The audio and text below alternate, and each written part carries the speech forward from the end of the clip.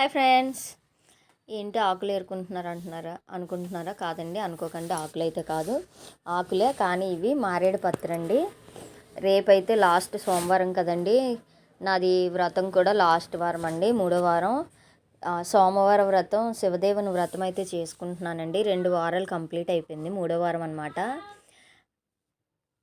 3వ వారం ఉందండి. ఎప్పుడు మా ఆయన ఏం చేస్తారంటే, ఇక్కడ మాకు క్వార్టర్స్లో చెట్లు ఉంటాయి అన్నమాట. అక్కడికి వెళ్ళి మారేడు పత్రి తెస్తాడు.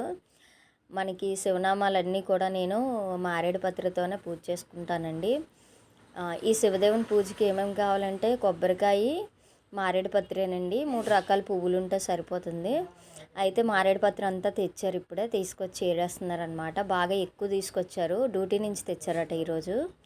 ఇలా తాడు కట్టేసి, క్లాత్ ఉంటే క్లాత్ కట్టేసి పెద్ద పెద్ద కట్టల కింద తీసుకొచ్చారు. మా అత్తయ్య అయితే మొత్తం ఏరేసి ఇంట్లోకి మీకు సరిపోయిన తీసుకొని మిగిలిందంతా కూడా తీసుకొచ్చి గుళ్ళో ఇచ్చేమందంట.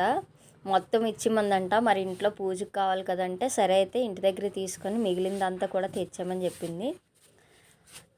ఇది కూడా సాల్ది, ఇంకా కావాలంటుందంట. ఇంత తెచ్చినా సరే.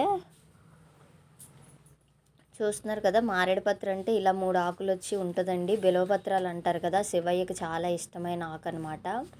ఈ ఆకులో చిన్న మారేడుకాయ కూడా వచ్చింది. చూస్తున్నారు కదా ఎంత బుల్లుగుందో. నచ్చితే లైక్ చేయండి, మన ఛానల్ సబ్స్క్రైబ్ చేయండి. Thank you.